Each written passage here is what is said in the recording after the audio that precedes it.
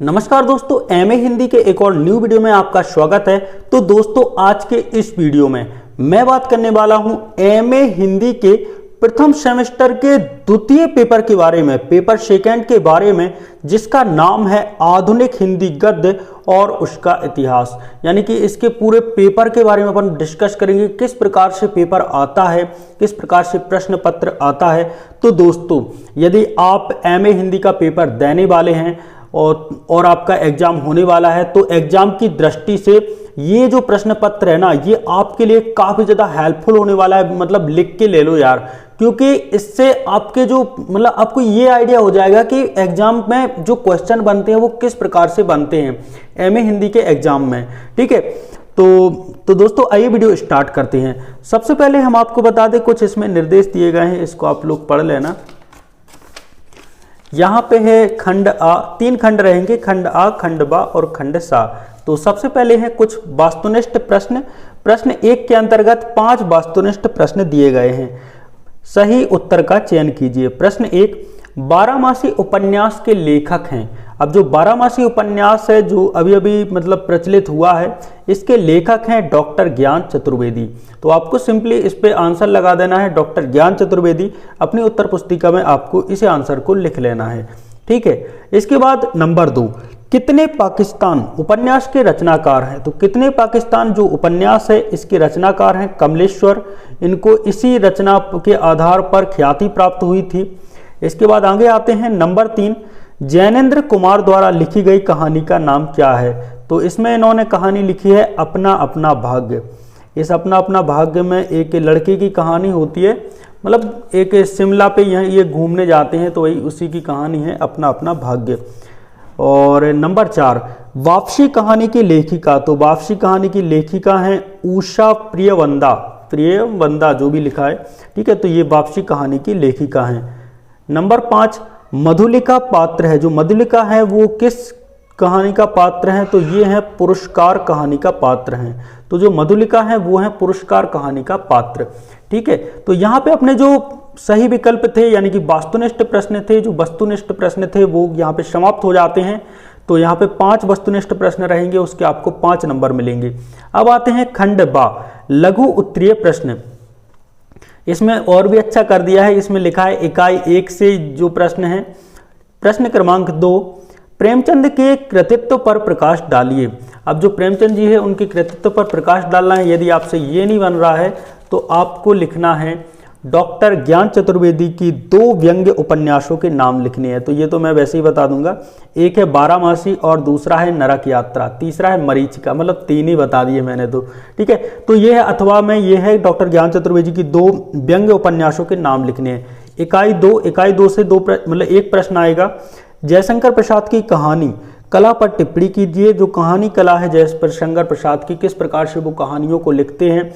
रानी सारंधा की कहानी उन्होंने लिखी, बहुत ही कौशलिक तरीके से उन्होंने इस कहानी को लिखा।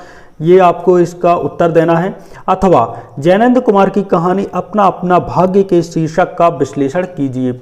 इकाई 3 से जो प्रश्न आने वाला है वो है फणीश्वर नाथ रेणु की कहानियों की भाषा पर प्रकाश डालिए, जो प्रश्न क्रमांक 4 है। यदि आपसे ये नहीं बनता, तो अथवा में एक और ऑप्शन है कृष्णा सोबती, जो कि प्रमुख कहानीकार हैं। इनकी 2 कहानियों के नाम आपको लिखने हैं। इकाई 4 प्रश्न 5, जिंदगी और झोंक कहानी का संक्षिप्त कथानक लिखिए। इसके अथवा में रहेगा निर्मल वर्मा के व्यक्तित्व का संक्षिप्त परिचय दीजिए। अब इसके बाद है इकाई 5। इकाई 5 में है वापसी कहानी के मुख्य पात्र। गजाधर बाबू का चरित्र चित्रण संक्षेप में करना है। इनका जो चरित्र चित्रण है वो बिल्कुल संक्षेप में अपन को लिखना है, चूंकि ये लघु उत्तरीय प्रश्न है। या इसके अथवा में है प्रसिद्ध कथाकार मैत्रेय पुष्पा की किन्हीं 2 कहानियों के नाम लिखने हैं। ठीक है, अब आ जाते हैं, यहाँ पे अपना खंड बा है ना, प्रश्न क्रमांक 6 पर समाप्त हो जाता है। अब आते हैं खंड शा में, जिसमें भी 5 प्रश्न होने वाले हैं। ये रहेगा दीर्घ उत्तरीय प्रश्न। ठीक है, तो इसमें विस्तृत रूप में आपको आंसर देना होता है। प्रश्न 7, निम्नलिखित में से किन्हीं 2 गद्यांशों की सप्रसंग व्याख्या करिए। सबसे पहले देखो, कुछ गद्यांश दिए गए हैं, इनमें से 2 की आपको सप्रसंग यानी कि प्रसंग के सहित व्याख्या करनी है। तो दरअसल एक लड़का कुबड़ा था और अच्छी कन्या से अच्छा दहेज लेकर शादी करने की स्वाभाविक इच्छा से मतलब इच्छा के कारण परेशान था। तो ये आपको पता होगा, ज्ञान चतुर्वेदी का उपन्यास है बारहमासी, उसी का ये मतलब वो है पंक्तियां हैं या अवतरण भी बोल देते हैं इसे। तो ये है आ, यहाँ पे आपको कुल मिला के यहाँ पे बा लिखा है, संसार एक रण क्षेत्र है। सा है, ट्रकें अब तक भर चुकी थी। और दा, अंदर कुछ गिरा और उनकी पत्नी हड़बड़ाकर उठ बैठी।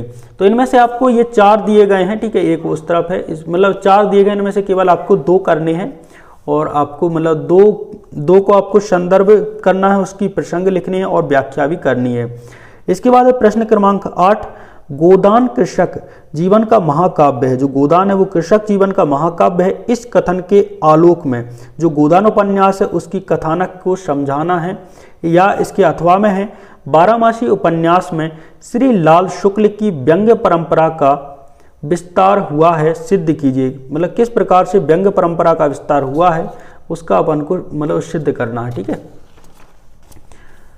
इसके बाद है प्रश्न क्रमांक 9, पुरस्कार कहानी की मूल संवेदना पर प्रकाश डालिए अथवा तीसरी कसम कहानी की आंचलिकता को समझाइए। प्रश्न क्रमांक 10, उपन्यास के तत्वों का विश्लेषण कीजिए अथवा या यदि ये नहीं बनता तो अथवा में है, हिंदी कहानी के इतिहास को रेखांकित करते हुए नई कहानी की प्रवृत्तियां समझाइए। और हमारा अंतिम प्रश्न रहने वाला है पेपर का, जो दूसरे पेपर का लास्ट प्रश्न है वो है 11वां, निर्मल वर्मा की कहानियों के कथानकों की समीक्षा कीजिए अथवा चित्रा मुदगल हैं उनकी कहानियों की विशेषताएं बताइए। तो ये रहा आपका जो दूसरा पेपर है, ठीक है, जो कि आपका बहुत ही ज़्यादा इम्पोर्टेंट पेपर है, हिंदी साहित्य का पेपर है। यदि आप फर्स्ट सेमेस्टर में हैं, आपका जो दूसरा पेपर है आधुनिक हिंदी गद्य और उसका इतिहास, उसका ये रहा आपका प्रश्न पत्र, यानी कि इस प्रकार से आपके प्रश्न बन सकते हैं। एग्जाम की दृष्टि से ये आपके लिए काफ़ी ज़्यादा इंपॉर्टेंट होने वाले हैं। तो यार यदि आपको ये वीडियो अच्छा लगा हो तो वीडियो को एक लाइक, और चैनल पर नए हैं तो प्लीज़ यार चैनल को भी सब्सक्राइब जरूर कर दीजिएगा। मिलते हैं एक और नए वीडियो के साथ, तब तक के लिए जय सिया राम।